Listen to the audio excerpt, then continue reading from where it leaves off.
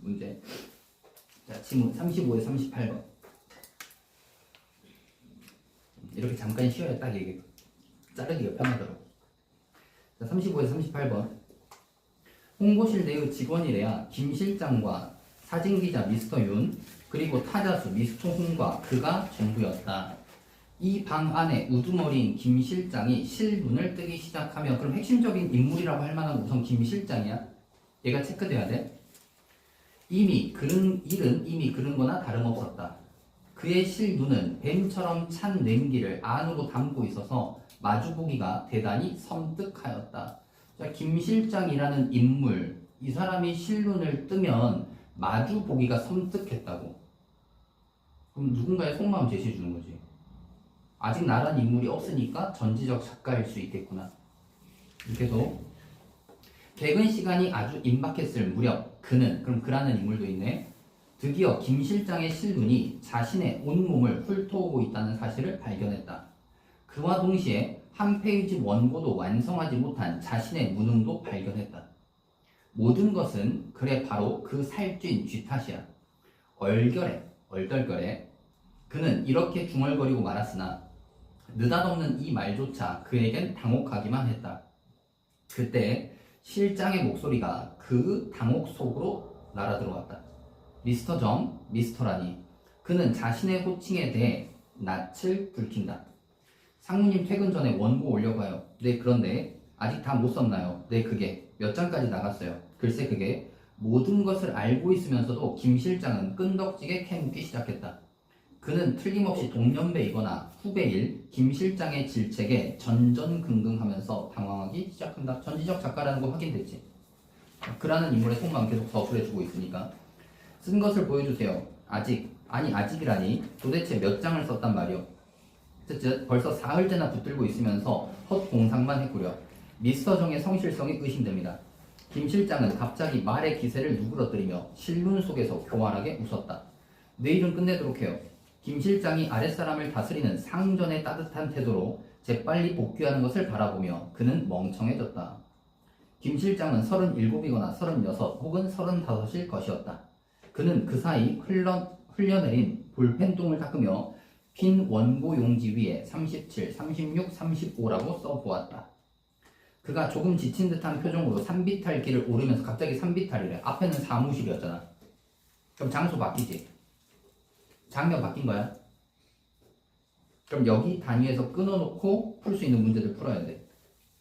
이해하셨어? 자, 그럼 그대로 가야 되는 게 36번에 1번. 맞지? G한테 돌리잖아.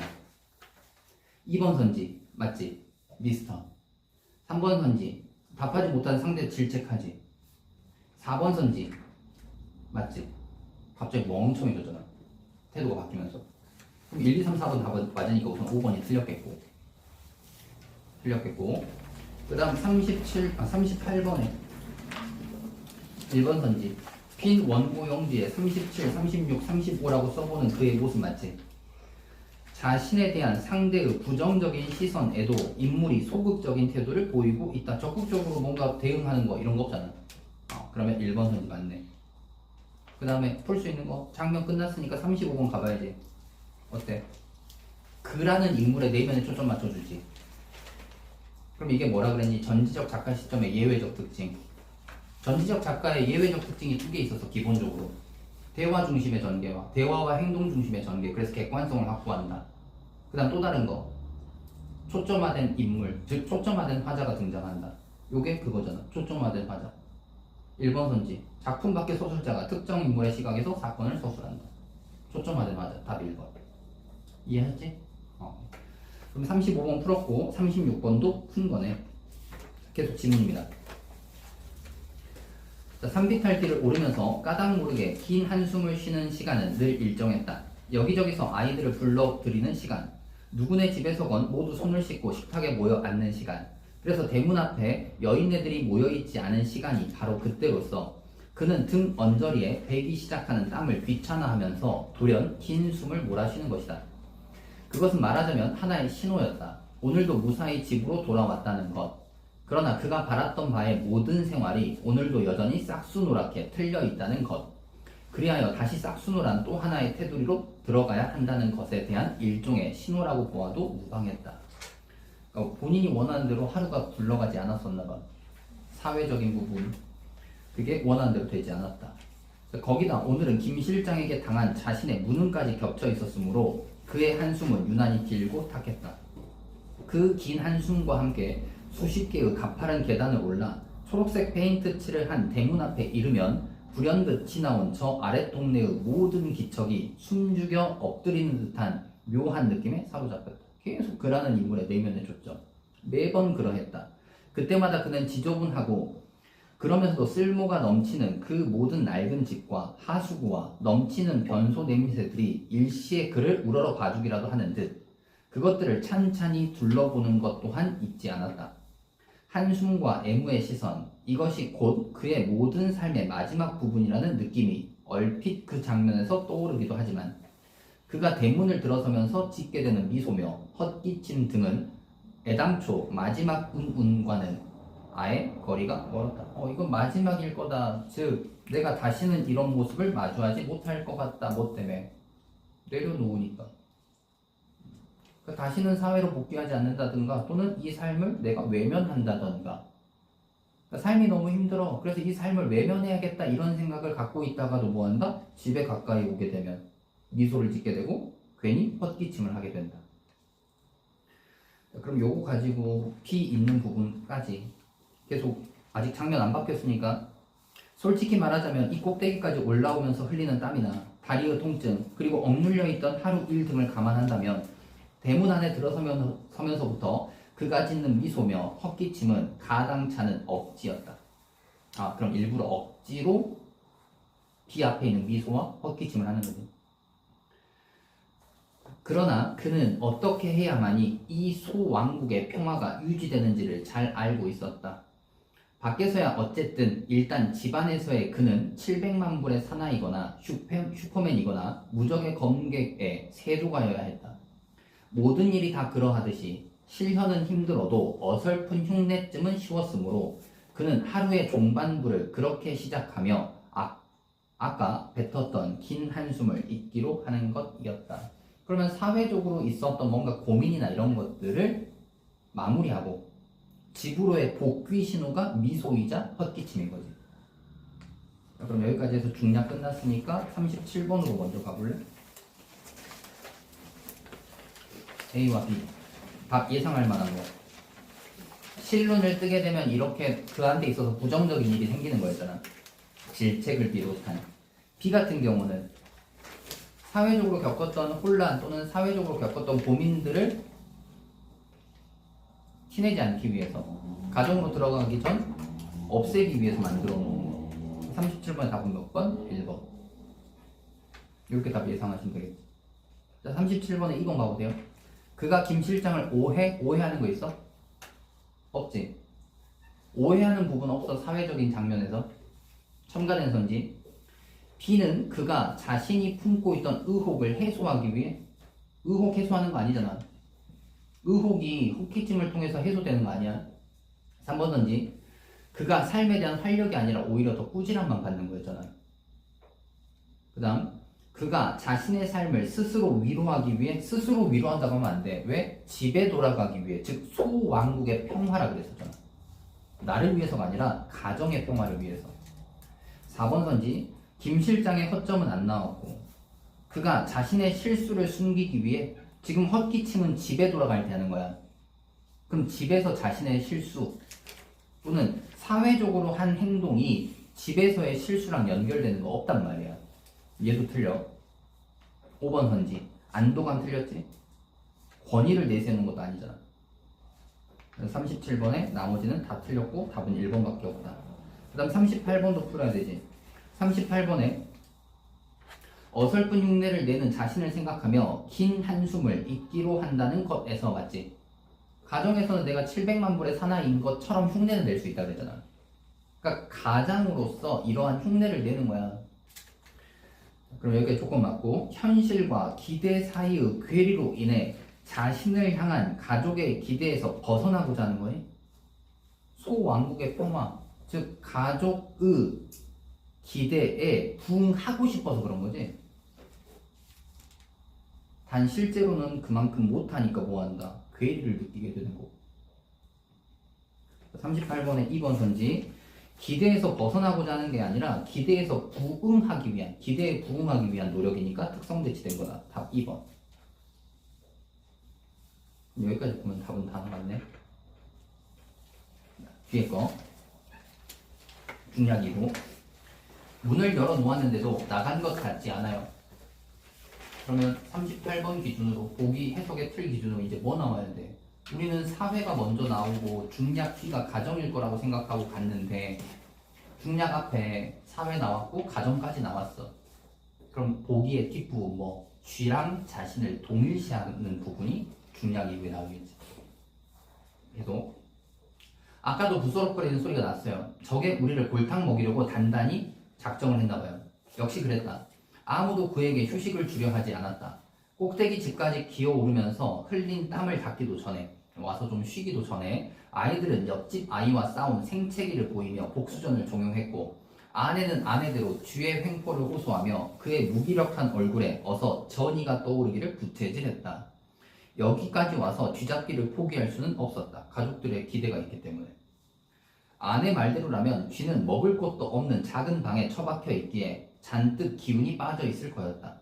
그런데도 불구하고 그가 없는 낮 동안에 탈출을 시도하지 않은 쥐를 생각하면 전신으로 솟아오르던 전이가 슬쩍 사라지는 기분이었다. 왜 도망가지 않았을까?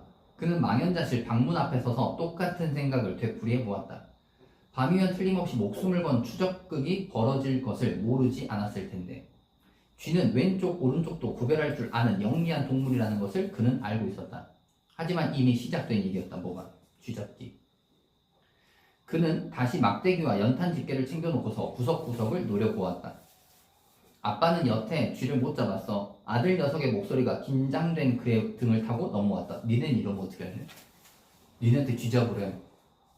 그래서 잡아야 되는데 애가 와가지고 아빠 아직도 못 잡았어 이러면, 아니면 엄마 아직도 못 잡았어 이러면, 아니면 삼촌 이모 쥐 좀 잡아줘 아직도 못 잡았어. 근데 쥐가 이래. 어떻게 할 거야? 고양이를 데리고 와야 되나? 고양이가 요새 맞던데 쥐한테 맞더만. 어떻게 해야 돼? 잘 한번 생각해봐. 부모가 되면 마주할 수밖에 없는 현실이 될 수도 있어. 꼭 쥐가 아니라 다른 걸 수도 있잖아. 나 벌레 싫어하는데 우리 집 막둥이가 벌레 좋아해가지고 나한테 막 아빠 이거 좀 만져봐. 막 애벌레 만지라고 그러고.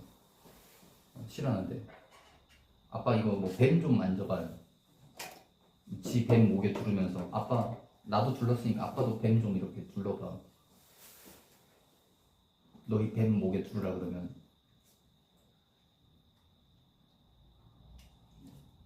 아니면 아빠 저기 사자 있는데 동물원 가가지고 아빠 사자랑 아빠랑 싸우면 누가 이겨? 들어서 사자랑 싸워요.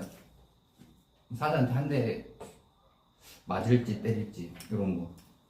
이제 이 사람은 안 그래도 쥐 잡아야 돼서 긴장된 상황인데 애가 물어보는 거야. 아빠 아직도 못 잡았냐 이러면서. 쥐뚱과 쥐 오줌, 분명히 맡아지는 쥐의 냄새, 이런 것들을 빼고 나면 허공과 마주서서 대항하고 있는 무기력한 슈퍼맨. 이때 슈퍼맨이 누구였어? 좀 전에 그지 그 중략 바로 앞에서 그랬잖아. 700만 불의 사나이거나 슈퍼맨이거나 이런 거. 그는 문득 자신이 지고 있는 이 덫에 걸릴 것이 무엇인지 알 수가 없어져 버렸다. 상무나 김 실장 앞에서 기다란 손과 발을 늘어뜨린 채 서 있기만 하던 그 자신이 떠올랐다. 즉 쥐와 자신이 동일시되는 부분. 바로 그런 자신이 지금은 이 잔악한 도구를 휘두를 작정을 하고 있다는데 생각이 미치자. 내가 쥐와 같은 건데 내가 쥐를 잡으려고 한다는 생각을 하자 갑자기 웃음이 터져 나왔다. 그는 슬그머니 팔에 힘을 풀고 방바닥에 주저앉아 버렸다. 그럼 38번의 나머지 선지 한번 보면 3번 선지. 구석구석을 노려보던 그가 허공과 마주서서 대항하고 있다는 것 맞지? 인물의 무력한 모습. 왜? 허공과 마주선 거니까. 쥐랑 마주선 게 아니야. 허공. 쥐를 바로 잡을 생각이 없어. 4번 선지. 덫에 걸린 것이 무엇인지에 대해 생각하다가 상무나 김 실장 앞에 서 있던 자신을 떠올린 것에서 동일시하는 거였지. 그래서 투영한다. 5번 선지. 잔악한 도구를 휘두를 작정을 하고 있다는 생각에 웃음이 터져 나왔다는 것에서 보기 이 그 지문 내용상 인과 맞고 인물이 상황에 따라 태도가 달라지는 자신의 모습에 대해 돌아보고 있지. 잔악한 도구를 휘두르는 게 뭐야? 내가 잡는 거. 웃음이 터져 나왔다는 거. 걔와 나를 동일시했던 거. 태도 바뀐 거. 38번에 5번도 맞습니다. 자, 전체 문제는 다 풀었고 36번에 5번 던지 봐봐. 자신의 예상과 다른 행동을 보인 대상 맞지? 얘가 도망갔어야 되는데 도망을 안 가고 있었단 말이야. 두려움은 아니지. 두려움은 아니고. 그래서 왜 도망가지 않았을까 생각하면서 자신과 동일시하게 된다고. 두려움은 아니기 때문에 36번에 5번 선지 틀렸다.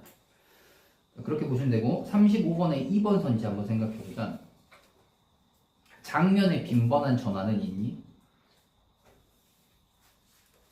있다고 봐야 돼요. 처음에 뭐 사무실이었겠지? 그 다음에 집에 가는 길 해가지고 비탈길이었잖아. 그럼 한 번 바뀌었지, 장면. 그 다음 중략 이유는 뭐야? 집 안이지. 사무실, 비탈길, 그 다음 집 안. 두 번 바뀌었으니까 다양한 장면의 전환은 맞다고 봐야 돼. 빈번한 전환. 근데 뭐 때문에 틀려? 이 전환이 인물 간의 긴장이 아니잖아. 나라는 내면이지. 내면. 그 다음에 시대적 배경을 제시하여 어떤 시대인지 서술해 준 거 있니? 없지. 틀렸어. 외부 이야기 속에 내부 이야기를 삽입하는 액자식 구성 아니고 서로 다른 장소에서 동시에 일어난 사건을 제시. 그러면 같은 시간인데 장소만 바뀌어야 돼요. 틀렸지? 시간도 같이 바뀌었잖아. 사무실에 있다가 퇴근길. 그래서 5번 선지 틀리게 된다. 그리고 같이 하나만 써놔. 서로 다른 장소에서 동시에 일어난 사건을 제시했다. 이때 동시에 일어난 사건 제시. 얘를 다른 선지에서는 다른 문제에서는 이렇게 봐. 병렬적으로 제시한다. 또는 얘를 줄여서 병치한다. 나란히 제시하는 병렬적 제시를 이렇게 설명하기도 합니다. 지문은 읽고 풀었고 그 다음에 이제 풀어야 되는 거는 고전시지.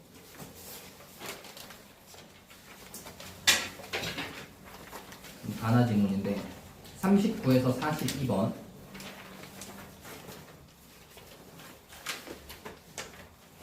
시는 기본적으로 시에서 등장하는 내용 문제는 정서야. 그래서 작품 속 시 공간의 변화에 따른 정서 변화. 긍정이었던 정서가 부정으로 바뀌냐, 부정이었던 정서가 긍정으로 바뀌냐, 또는 긍정이었던 정서가 작품 속 시 공간의 변화에 따라서 심화되냐, 부정적이었던 정서가 심화되냐. 요거 찾는 게 내용 문제. 그 다음에 시에서 주된 표현상 특징으로 꼭 확인하셔야 되는 거는 장면의 전환, 순행. 단 고전은 뭐 할 수 있다? 회상을 통해서만 역행할 수 있다. 그 다음 반어의 억설, 객관적 상관물 정도는 꼭 찾아주셔야 된다. 주된 표현상 특징. 39번 카와나에 대한 설명으로 가장 적절한 것. 선지 하나 보면 가는 나와 달리 직유법을 사용하여. 그럼 표현상 특징. 표현상 특징. 그럼 얘 뭐 해야 돼? 나 읽으면서 답 찾는 거겠지. 단 가쭉 읽고 나를 읽을 때 읽는 과정에서 39번 푸는 방법. 읽는 과정에서 차이 좀 찾을 수 있어? 읽는 과정에서는 차이 좀 못 찾아. 예를 들어서 여기서 지규가 있다고 치자. 나의 1문단을 읽고 있는데 1문단에 지규가 안 나왔어. 그래서 1문단 딱 읽고 나서 가는 지규가 있는데 나는 지규가 없다. 그래서 차이점을 답으로 찾으면 안 돼. 왜? 2문단에 지규가 있을 수 있잖아. 읽는 과정에서는 이렇게 핵심 추론해서 읽는 과정에서는 공통점 찾는 거야. 그래서 공통점이 나오면 답으로 가는 거야. 읽는 과정에서 공통점이 없었다. 그럼 전체 다 읽고 나서 마지막에 뭘 찾는 거야? 차이점을 찾는 거야. 읽는 과정에서는 공통점만 찾는 거야. 다 읽고 나서 차이점 찾는 거고. 자, 40번. 기억과 니은에 대한 이해로 가장 적절한 것. 얘도 이제 선지가 기억, 니은 구분돼 있잖아. 그럼 차이점이겠지? 니은 있는 부분에서 보고 답을 찾을 건데, 니은 있는 부분에서 보고 답을 찾을 건데, 니은은 나에 있어. 그럼 나 1문단까지 보고 나서 찾겠지. 그 다음 41번 A부터 E에 대한 이해로 적절하지 않은 것 돼 있는데 얘는 다 나에 있어. 그 다음에 42번 해석의 틀. 4대부 작가들은 임금에 대한 충정을 다양한 양상으로 드러낸다. 가의 작가는 관직에 나아가지 못한 인물로 자신의 상황적 제약으로 인한 서글픔과 임금을 향한 간절한 그리움을 드러내면서 현실을 감내하려는 태도를 드러낸다. 그럼 여기서 끊고 가지문 보면 돼. 가지문입니다. 관직을 못했대. 주제는 임금에 대한 그리움이래. 충이라고 볼 수 있는 거지.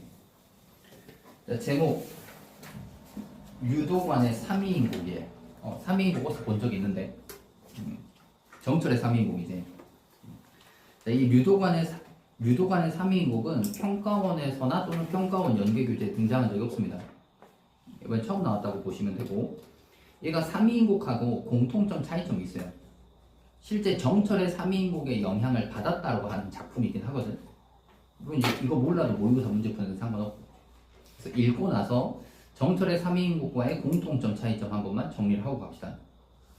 자, 지문이야. 가지문. 구중궁궐 님 계시니, 궁궐에 임이 계시니. 그럼 이때 임은 누구겠어? 임금이겠지. 보기 해석의 틀 보고 왔잖아. 만날 길이 요원하다. 요원이라는 단어 이제 고3인데 모르면 안 된다. 아득하고 멀다. 궁궐에 임이 계시니 임을 만날 길이 멀다. 왜? 나는 벼슬을 하지 않았으니까. 많고 많은 온갖 일들로 소의 간식 하시니. 소의 간식 밑에 나왔지? 날이 밝기 전에 옷을 입고 해가 진 후에 식사를 한다. 즉 많고 많은 온갖 일들로 바쁘게 지내시니 건강은 어떠신지. 얼굴빛도 파리하다. 얼굴빛도 파란 것 같아. 즉 임에 대한 걱정이야. 정성으로 겨울 기러기 따라 석양 햇빛 잠깐 뜨니. 내 정성으로, 임에 대한 나의 정성으로 겨울 기러기를 따라서 석양에 햇빛이 잠깐 떴대. 사랑하는 겨울 햇빛, 얘가 차가운 근심을 녹여준대. 그럼 햇빛은 긍정이겠네? 나의 근심을 녹여주는 거니까. 여기까지 이해했니? 나의 근심을 녹여주니까 우선 햇빛은 긍정이잖아. 추가적으로 연결해서 해석할 수 있으면 더 좋았을 것 같다.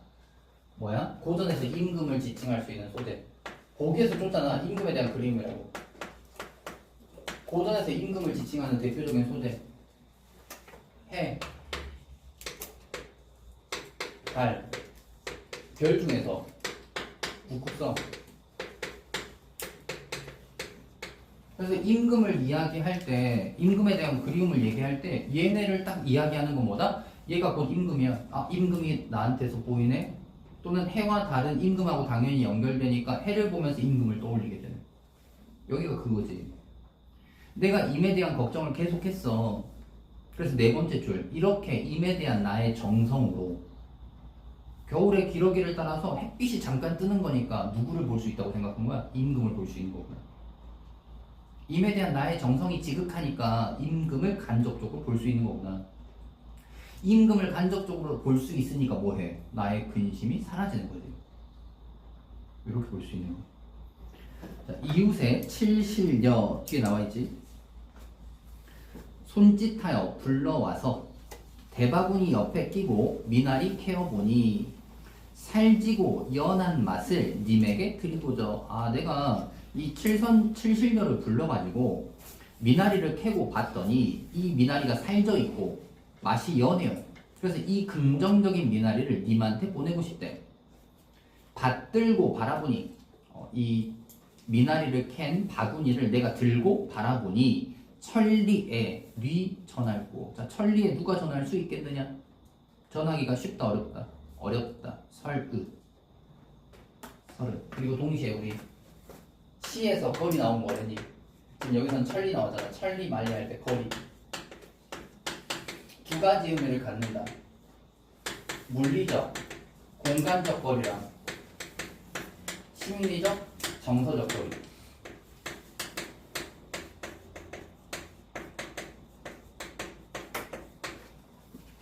지금 내가 임을 못 만나잖아. 처음 시작했을 때 임은 구중 궁궐에 있으니까 만날 길이 더욱 멀다. 그 천리 임과 나 사이의 물리적 거리. 실제 얘가 전남 창평에 머물렀던 사람이란 말이야. 그럼 창평과 한양 사이의 거리. 그 다음 어때? 내가 임을 보고 싶지만 볼 수 없잖아. 그래서 사랑하지만 만날 수 없는 심리적 거리, 슬픔. 그래서 여기 있는 천리가 요거다. 여기에서 문장 종결됐고 지난 거 나왔으니까 문제 풀면 되지. 자, 그대로 42번으로 가보세요. 42번의 1번 선지. 미나리를 천리에 위전할거라고 하는 것에서 맞지? 상황적 제약으로 인해 임금에게 닿을 수 없는 뭐 상황적 제약 거리 내가 임한테 직접 갈 수 없잖아. 처음 시작했을 때도 구중궁궐 나왔었으니까. 42번에 1번 선지 맞고. 계속 질문. 싸고 다시 싸서 백엔마트에 놓아주고 전해줄 수 있는 사람이 없으니까 이 미나리를 다시 싸가지고 사창, 우리 이거 기억하자 그랬었는데 사창 나오면 뭐니? 우리 옛날 양반 상류계층의 집들 보면 집이 건물 하나로 돼 있는 게 아니라 여러 개로 돼 있다고 했었다. 여기가 대문이라고 치면 대문일 때 이 대문 바로 옆이 손님 오면 바로 열어줄 수 있는 이제 머슴들이 사는 방이고, 이 바깥쪽 건물 중에 하나가 사랑채라고 있고, 외부 손님 오면 안주인이 와가지고 집주인이 남자가 와가지고 손님 대접하는 공간. 이 맨 안에 여기 이 공간을 뭐라 그런다고? 내방. 집들 중에 맨 안쪽에 있는 안내자를 쓴, 그래서 여성들이 머무르는 방. 얘를 곧 안여자 규자를 써서 여자들이 머무는 방이다 해서 규방. 사창은 비단으로 수놓은 창문이야. 그러니까 비단 커튼 같은 걸 놓은 창문이 사창인데 여자들이 머무는 방이라고. 그래서 우리 요거 같은 말로 기억하자 그랬었잖아. 규방, 내방, 사창 나오는 거라고. 여성 화자라고. 그래서 사창 지는 달, 즉 화자가 지금 어디 있는 거야? 사창. 여자가 머무르는 방의 창문. 비단을 수놓은 창문 또는 비단 커튼을 친 창문인데 그건 여자들 방이라고. 그래서 여성 화자를 지칭해. 그럼 이것도 3인국하고 똑같잖아. 여성 화자를 설정해서 임에 대한 그림을 드러내는 충신 연주지사. 사창 지는 달에 첫 잠을 잠깐 드니 나비가 청조되어 인도에서 가고 가니. 자, 청조가 중국 전설에 등장하는 서로 소식을 이어주는 새야. 꿈속에서 나비가 소식을 이어주는 새가 되어 인도해서 얘를 따라서 가고 가니 옥루 나오면 뭐라 그랬니? 옥루, 옥황상제가 사는 곳. 그래서 궁궐을 뜻한다고. 옥루 높은 곳에 화촉이 찬란한데 그럼 청조를 따라갔더니 옥루까지 간 거지. 즉 임금을 만나러 간 거야. 옥 안을 잠깐 열어 너로구나 우수실세. 옥눈, 즉 임금의 눈을 잠깐 떠서 나를 보고 임금이 얘기하는 거야. 너로구나 우수시니 평생 생각던 얼굴 정말 이러하신가. 그러니까 나는 임금을 만난 적이 없댔잖아. 보기에서. 그럼 내가 임금을 평생 생각했을 때 내가 생각했던 이 얼굴이 꿈속에서 만난 이 얼굴인가. 서로적 표현 사용한 거고. 진하게 표시된 거 문장 종결됐으니까 42번에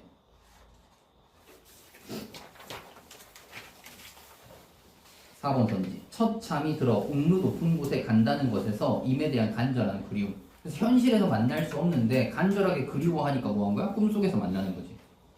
고전에서는 만나고 싶은 사람을 만날 수 있는 방법이 직접 가는 거 외에는 꿈꾸는 거밖에 없단 말이야. 간절하게 그리워하니까 꿈을 꾸는 거. 42번에 4번 선지 맞고. 다시 지문.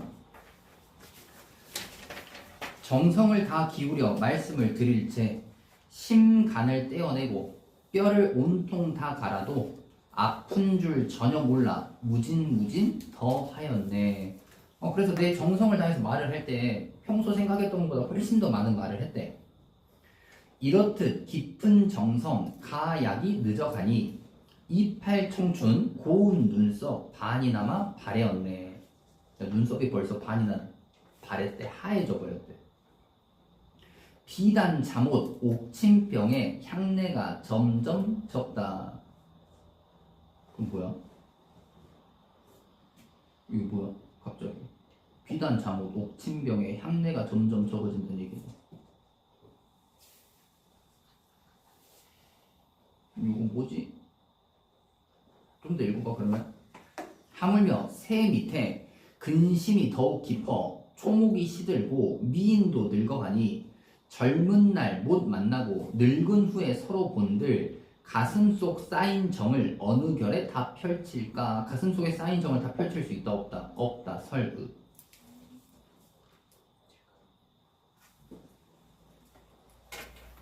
그러면 지금 여기 뒷부분 보면 생각하는 게 여전히 꿈속일 것 같니? 아니면 꿈에서 깬 것 같니?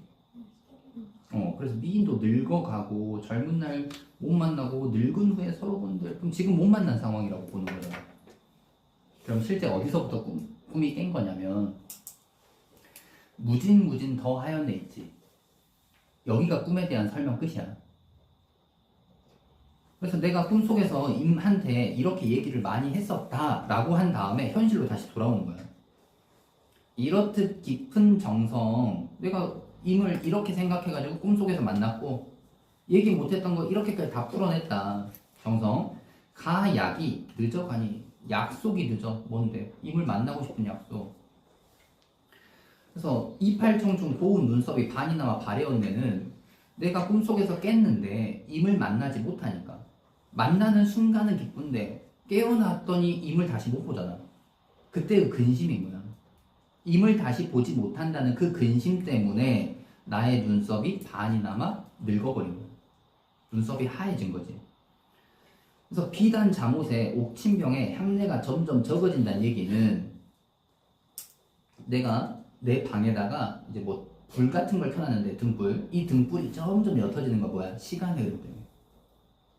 그래서 잠에서 깨가지고 시간이 흘러가고 있다라는 얘기를 하는 거고, 이렇게 임을 못 만나 깬 상태에서 그래서 초목이 시들고 미인도 늙어가. 임에 대한 그리움 때문에, 보고 싶은 생각 때문에. 그래서 지금 젊은 날에 임금을 못 만나고 늙은 후에 나중에 임과 내가 서로 본들 그때 보면 가슴 속에 쌓인 정을 언제 다 이야기할 수 있겠냐? 왜? 늙었을 때니까. 자, 얘가 설의적 표현이었고, 계속 중략 이후 검은고를 무릎 위에 비껴놓고 장상사 한 곡조를 우조로 슬핏하니 쌍봉이 넘노는 듯 고학이 울고 가는 듯. 당연히 대꾸고, 강은 깊고 달이 높으니 하늘도 점점 높다. 뭐가 깊고 뭐가 높고 뭐도 높다. 대꾸.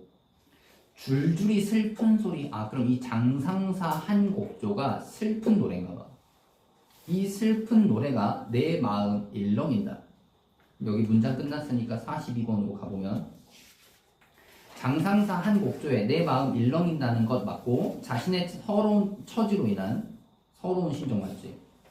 그래서 우조로 슬핏하는 거고 울고 가는 듯해도 내 마음이 슬픈 소리에 물렁이는 거고 일렁이는. 그럼 여기도 맞아. 계속 장풍이 슬쩍 불어 임 계신데 돌아가면 바람이 불어서 이 바람이 임 계신 대로 간다면 한밤중 베개 위에 부디부디 느끼시리. 나한테 있는 이 바람이 또는 내가 부는 내가 타는 곡조의 노래 바람이 임한테 간다면 이미 베개 위에서 느낄 수 있을 거다. 뭐를? 너에 대한 나의 사랑. 답답하고 그리운데 하늘을 바라보니 넓고도 높은 기상 이 아니 님이신가 설의. 하늘이 곧 님이다. 그래서 임을 보지 못해서 답답한 마음 그리고 임이 보고 싶다는 그리운 마음 때문에 하늘을 봤더니 하늘의 넓고도 깊은 것은 곧 임이다. 하늘을 통해서 임을 떠올리는 거. 문장 종결됐으니까 42번에 5번 선지. 하늘을 바라보고 추당의 만부용이 되겠다는 것에서 현실을 견디는 추당 만부용은 아직 모르겠지. 계속 평생의 우러름이 내가 하늘을 우러러보는 것, 즉 우리 임을 우러러보는 것은 진실로 하늘 같은 내 임이라. 하늘이 내 임과 같기 때문에. 두어라 천면과 하늘이 정한 운명, 천시 하늘이 정한 시간, 정한 때가 있으니 추당에 만부용되어, 추당 만부용 밑에 나왔어. 가을 연못에 때늦은 연꽃이 되어 수홍하며 밑에 나왔지. 임을 향한 연모의 마음을 가지며 기다리겠다. 그럼 결국은 하늘이 정한 운명과 하늘이 정한 시간이 있으니까 그때까지 나는 뭐 하겠다? 임을 기다리겠다. 임에 대한 변함없는 사랑, 충정. 42번에 5번 선지. 현실을 견디는 모습 맞지? 지금 임과 헤어져 있고 떨어져 있지만 나는 임을 계속 기다리겠다. 임에 대한 충성을 가지고 있겠다. 42번 기준으로 가에 대한 설명은 다 맞습니다. 이게 이제 그 정철이 전남 창평 출생, 고향이 창평이란 말이야. 그래서 정철이 삼위인곡하고 송미인곡을 썼던 것도 이제 창평으로 유배 와서 임금이 이제 창평으로 보내가지고 그때 썼었는데, 이 류도관의 삼위인곡이 창평 사람으로서 정철의 삼위인곡에 영향을 좀 받았대. 요거 이 모의고사 푸는 거랑 상관없어? 내신 혹시 출제될지 모르니까 한 번만 보고 넘어가면, 정철의 삼위인곡하고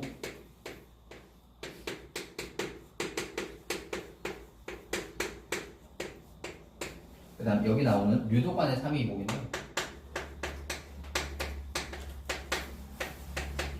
제목은 둘 다 똑같으니까 이건 얘네 공통점은 뭐냐면 둘 다 여성 화자를 설정했지. 여성 화자를 설정한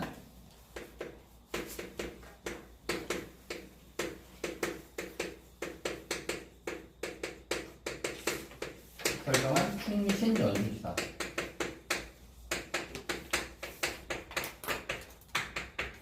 사대부 신하가, 양반이 임금을 그리워하는 노래를 설정한다. 근데 남성 화자를 쓰게 되면 공감할 수 있는 사람은 남성 화자밖에 없다.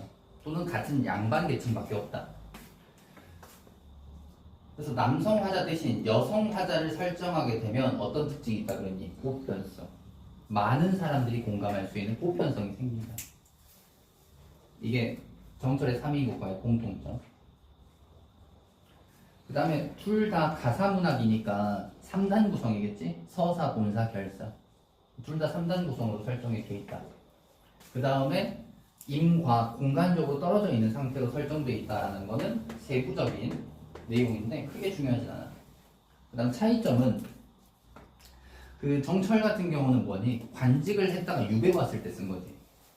그 유배지에서 쓴 거야. 즉 작가는 관직을 했던 거야. 관직을 경험했던 화자가, 서술자가 쓴 거고, 이 사람은 보기에서 알려줬을 때 뭐라고? 벼슬을 하지 못했다. 관직을 갖지 못했어. 그래서 임금을 만나본 적이 없어요. 그래서 얘는 뭐라 그래? 정철의 3인국 같은 경우 보면 우리 임이 옛날 내가 없는 동안 우리 임도 늙었다 이런 얘기 하거든. 여기서는 뭐예요? 14쪽에 오른쪽에서 한 7, 8번째 줄 가면 평생 생각하던 얼굴이 정말 이러한가? 나는 이걸 본 적이 없으니까. 내가 생각했던 우리 임금의 얼굴이 진짜 이럴까? 라고 생각하는 거지. 왜? 만난 적이 없었어. 이게 가장 큰 공통점하고 차이점이라고 보시면 됩니다. 그렇게 보고 나서 나지문 홍섬의 한양궁궐 독인데, 시랑 연결돼서 나오는 대부분의 작품이 시 또는 수필이니까 얘는 산문 형식, 그럼 수필이라고 볼 수 있겠고, 우리 교술은 기본적으로 뭐에 초점 맞춰서 읽어야 돼?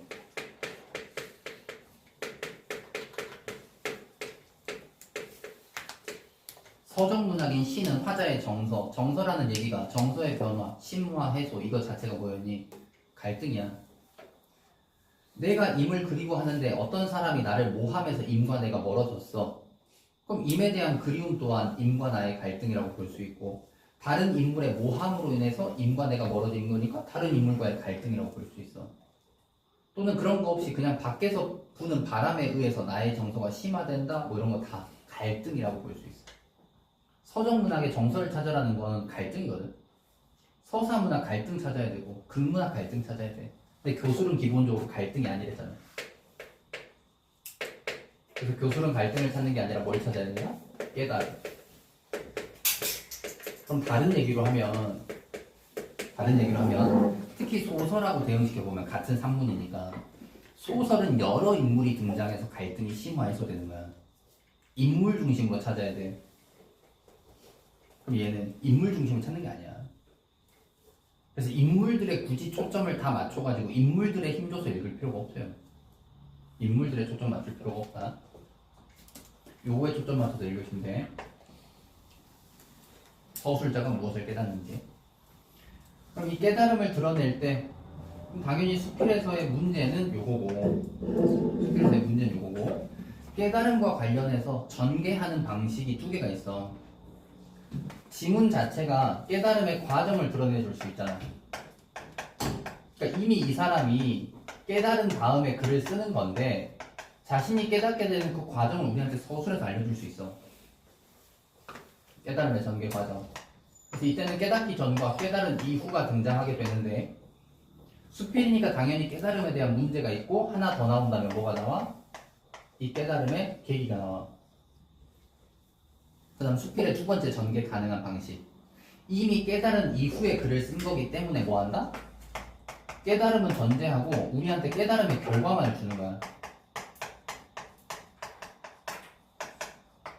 이걸 우리한테 전달만 해줘요. 그럼 이때는 요거만 나와. 전개 방식은 대표적으로 두 개가 있다.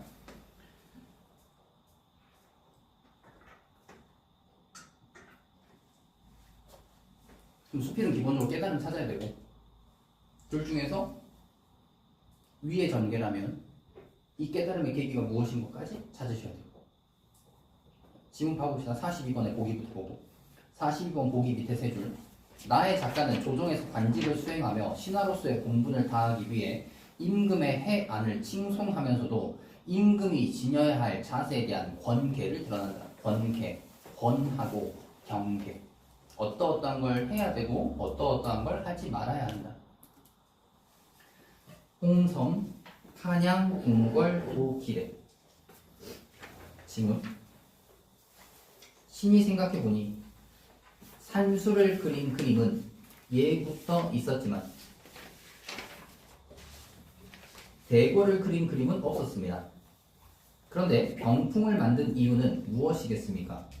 산수는 만구의 세월이 흘러도 오랜 세월이 흘러도 바뀌지 않지만 대궐은 사람에 따라 지어졌다 무너집니다. 그럼 우선 얘네가 대비네. 산수는 안 바뀌고 대궐은 바뀌고 바뀌지 않는 산수는 사람이 어찌할 수 없지만 지어졌다 무너지는 궁궐에 대해서는 사람이 느끼는 바가 필시 분명히 많을 것입니다. 그러하나 눈으로 보면 생각이 뒤따르고 생각이 떠오르면 걱정과 기쁨이 뒤따르는 법입니다. 세상의 군주가 험난한 신하와 화려한 대궐을 보며 마음속으로 험난한 산하가 어떻게 나라를 지키겠으며 화려한 대궐에서 어떻게 편하게 지낼 수 있겠는가라고 생각한다면 걱정할 만한 점을 알아서 태평성대를 이룩하는 근본이라고 하겠습니다. 산하가 험난하니 누가 침략할 수 있겠으며 화려한 대궐을 누가 가져갈 수 있겠는가라고 생각한다면 기뻐할 줄만 알아서 멸망을 자초하는 길이라 하겠습니다. 그럼 얘가 어떻게 돼? 권하는 바. 그게 태평성대를 이룩하는 근본이다. 거기 나온 거. 권하는 바. 이렇게 멸망을 자초하는 길이다. 얘가 뭐다? 경계해야 하는 바. 그럼 권계가 나온 거잖아 이미. 이 서술자 입장에서 임금이 무엇을 해야 하고 하지 말아야 되는지 미리 알려준 거 아니야. 이거지. 자신이 생각하는 깨달음의 결과를 전달해주는 거. 요 전개를 따르고 있는 거지. 요 전개.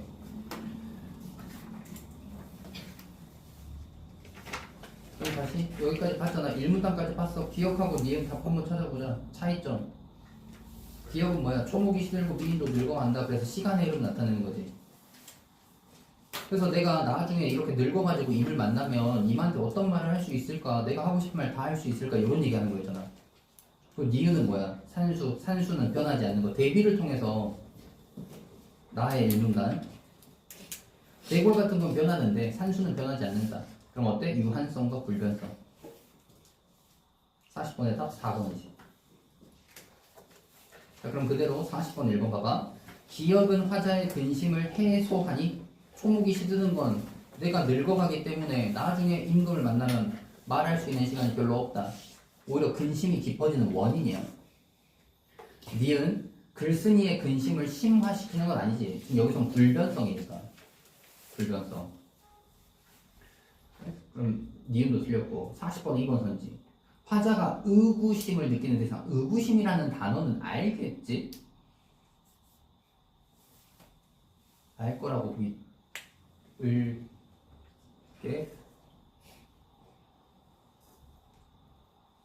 표정들 보니까는 의구심 할 때 의가 의심이지. 근데 뭐 해서 의심하는 게 의구심이야? 원래 사전적 의미는 의심하고 두려워하는 마음이야. 의심하고 두려워하는 마음이 사전적 의미의 의구심입니다. 의심한다고 생각하면 돼요. 믿지 못하고 두려워하다인데 믿지 못하다고 생각하면 돼요. 그러니까 기억에서 믿지 못하는 거 아니지. 믿지 못하는 거 아니니까. 그 다음 니은은 존경심을 느낀다. 그냥 불변성만 드러내지 따로 존경한다는 부분은 일문단에 우선 없지. 뒤에도 안 나와. 3번 선지. 화자가 이질감, 나와는 다르다. 화자가 나와는 다르다고 느끼는 대상 아니잖아. 초목도 시들고 나도 늙어가는 거야. 오히려 동질감이라고 해야 돼. 글쓴이가 동질감을 느끼는, 니은에서 동질감을 느끼는 거 없습니다. 뒤에 가서도 없어요. 니은은 다 틀렸어. 4번이 답이고 5번 선지. 화자가 지향한다고 보면 안 되지. 기억은 늙어가는 거라서 부정이잖아. 오히려 지양해야지. 화자는 안 늙고 싶어. 그래야 임이랑 내가 얘기할 수 있는 시간이 길단 말이야. 니은은 글쓴이가 지양한다. 지향한다는 것도 따로 없습니다. 그래서 얘도 기억 니은 다 틀렸어. 40번은 답 4번. 그럼 우선 결국 1문단, 이제 문제는 풀었으니까 나의 1문단에서 서술자가 이야기하는 핵심이라고 할 만한 건 뭐라고 볼 수 있어? 대궐이라는 존재는 사라질 수 있으니까 뭐 해야 된다? 임금이 나라를 지키기 위해서 편안히 있으면 안 된다. 계속 고민하고 노력해야 된다. 이게 1문단의 핵심이라고 보시면 돼. 자, 2문단이야. 지금 우리 전하께서는 평소 그림을 펼쳐보시며 마음속으로 생각하실 것입니다. 나라가 다스려지고 어지러워지는 것은 무상한 법이니 성패는 사람에게 달려있다. 거대하고 화려한 궁궐을 어찌 항상 소유할 수 있겠는가? 선대 임금들께서 비바람에 시달리는 고초를 겪으며 부지런히 대궐터를 살펴보신 일을 잊지 말아야 한다. 성상께서는, 성상 임금이잖아. 보시는 것마다 모두 걱정스러워 흥망을 생각하며 늘 안위를 경계하실 것입니다. 1문단에 있었던 올바른 형태의 군주. 성상께서 병풍을 만들겠다고 생각하신 것은 이 때문입니다. 이와 같다면, 자, 다시 이 그저 잘 확인하라 그랬지? 성상께서 병풍을 만들겠다고 생각하신 것은 이 때문입니다. 그게 뭔데? 걱정스러워 흥망을 생각하며 안위를 경계하기 위해서. 바로 앞에 있는 문장 끌고 온 거. 이와 같다면 그림은 감상하는 물건이 아니라 성상의 안목을 기르고 성상의 덕을 닦는 도구입니다. 뭐 때문에? 안위를 경계할 거고 흥망을 생각할 거니까. 즉 나라가 잘 되기 위해서 계속 고민할 거니까. 네, 읽었어. 42번에 풀 수 있는 거 찾아보자. 진하게 표시된 거.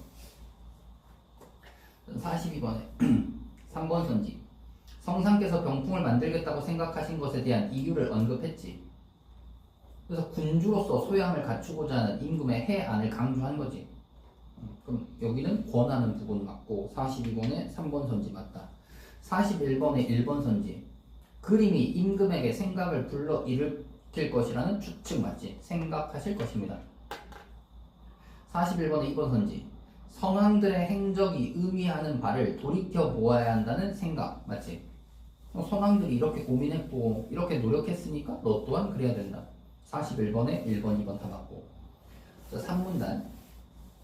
옛적 한나라 반고가 양도부를 짓고 왕연수가 노영 광전부를 지었습니다. 모두 화려하고 거대한 궁궐과 높은 누대, 깊은 못을 자세히 묘사했을 뿐 서술을 바탕으로 경계하고 깨우칠 줄은 몰랐습니다. 비록 그 문장은 비록 물길이 터지듯 힘차고 알록달록 아름답게야 하지만 당시 군주의 다스림에 무슨 도움이 되었겠습니까? 도움이 안 됐대. 그럼 이제 옛 고사 인용해가지고 반고의 양도부 왕연수의 노영 관정부가 임금이 나라를 다스리는데 도움이 되지 않았다. 41번의 3번 선지. 그 문장이 임금의 선정을 널리 알릴 수 있을 만큼 아름답지 않았다? 역접사 기준으로 봐봐. 역접사 앞에 뭐야? 아름답기는 한데 도움이 안 됐다고. 아름답다는 건 인정해줬어. 그래서 3번 선지 틀렸지? 아름답지 않다가 아니야. 문장은 아름다운데 나라를 다스리는데 도움이 안 됐다. 선정을 알리는데 도움이 안 됐다. 답은 3번입니다. 계속. 지금 우리 전하께서는 연목과 누대, 전각이 드러내는 참 모습을 보기에 부족하다 여기시고 반드시 그림으로 옮겨 한 장의 종이에 담고자 하셨습니다. 이는 구중궁궐 깊숙한 곳을 벗어나지 않고도 먼 곳의 산수와 드넓은 대궐을 한눈에 명료하게 보고자 하셨기 때문입니다. 기뻐할 만한 일과 걱정스러운 일이 눈에 보이며 마음속으로 경계하고 마음속으로 경계하면 정사에 실천하며 정사에 실천하면 나라가 더욱 공고해질 것입니다. 뭐니?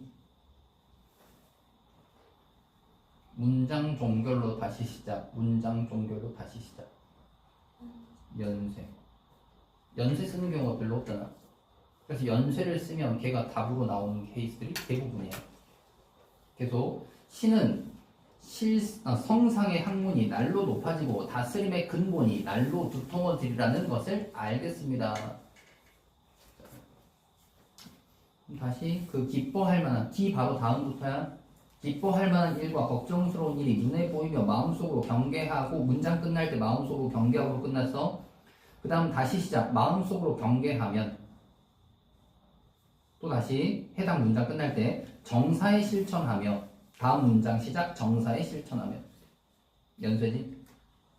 차이점 찾았네. 39번의 답 3번.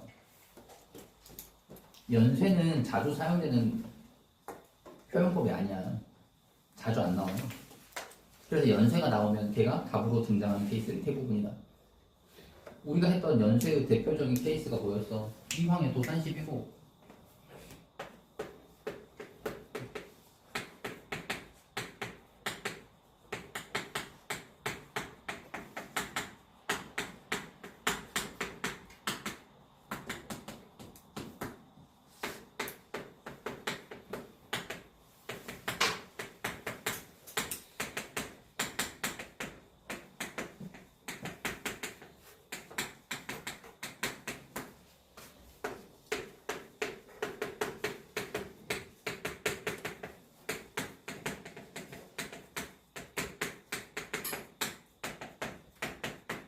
하는 김에 개념 하나만 하고 가자.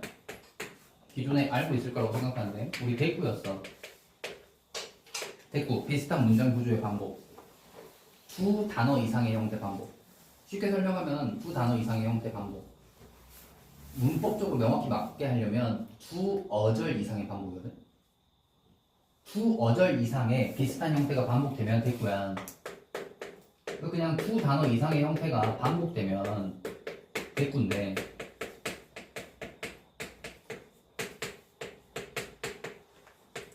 이 대꾸 중에 위치가 고정된 대꾸가 두 개 있댔잖아. 자, 예를 들어서 1연의 마지막 행에 어떤 문장이 있고 2연의 마지막 행에 비슷한 문장이 반복돼 있어. 그럼 얘는 대꾸야. 근데 이 대꾸 중에 위치가 고정된 대꾸가 두 개가 있다. 위치 고정. 첫째가 수미상관이었지.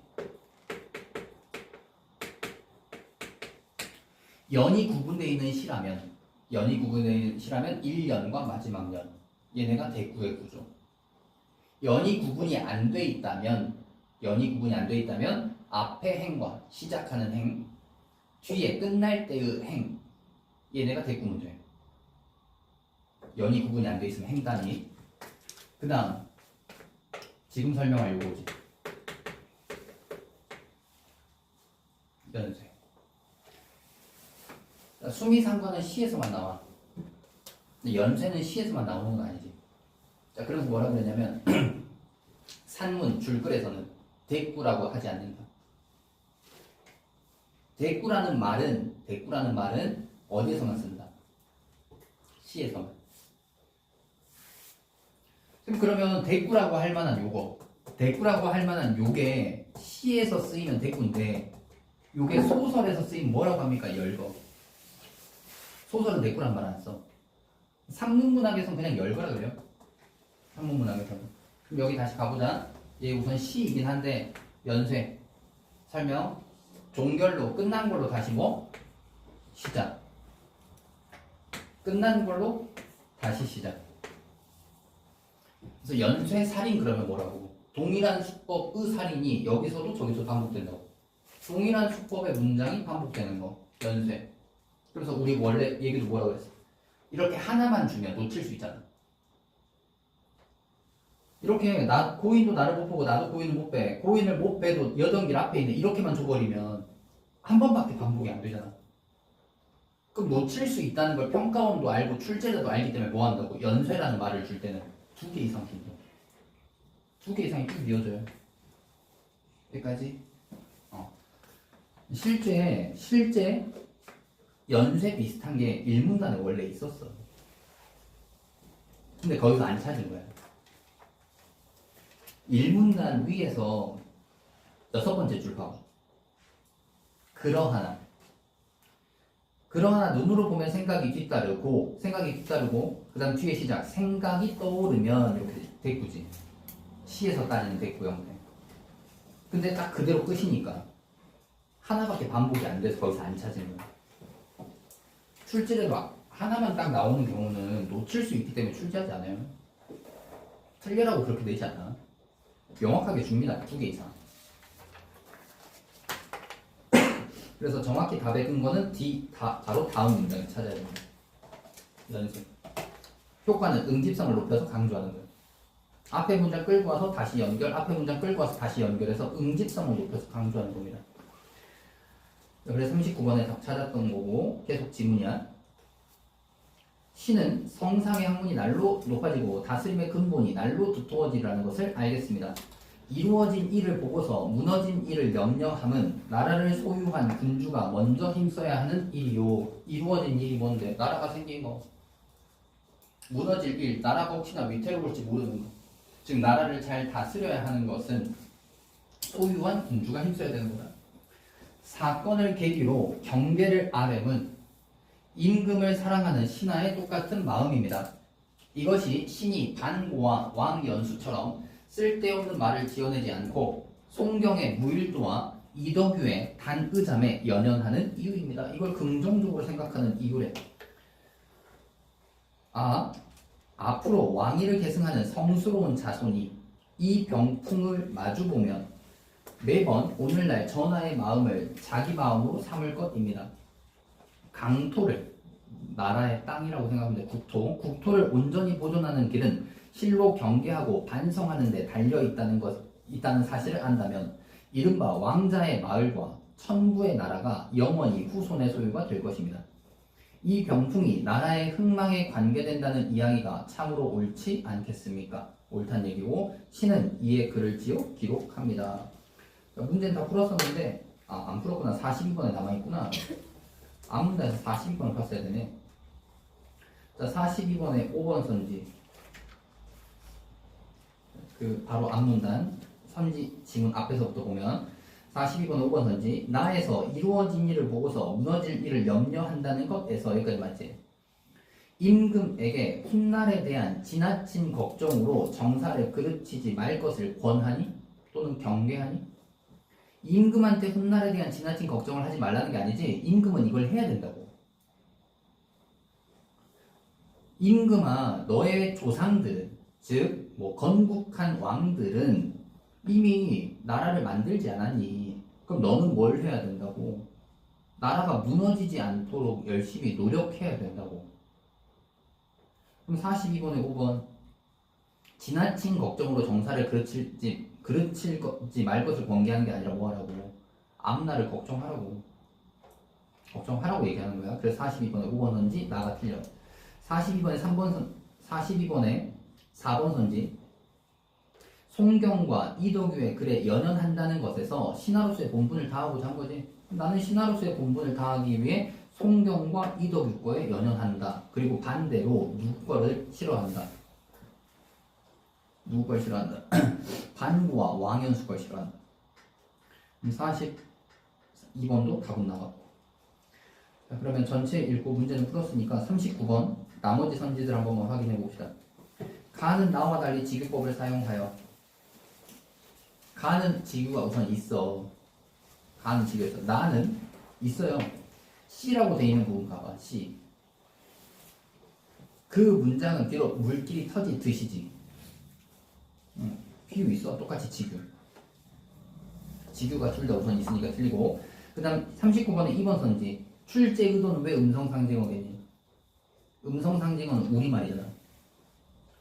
양반들이 창작했을 때는 양반들은 기본적으로 한자어 중심이다 보니까 음성상징어를 쓰면 그 작품만이 갖고 있는 양반 작품의 특징. 원래 양반 작품은 기본적으로 한자어를 쓰니까 음성상징어를 쓰면 그 작품만의 특징이 돼요. 그 다음 평민층이 음성상징어를 쓰게 되면 생동감을 주기 때문에 특징이 돼요. 그래서 고전일 때는 음성상징어 잘 확인하셔야 돼. 음성상징어를 쓰게 되면 항상 생생함을 줘. 가에 음성상징어가 없으니까 틀리는 거고. 4번 선지 나는 가와 달리 동일한 색채와 반복이 없습니다. 5번 선지 계절적 배경 가는 있어. 나가 없어요. 39번의 답은 3번, 40번에 4번, 41번에 3번, 42번에 5번 이렇게 되는 거고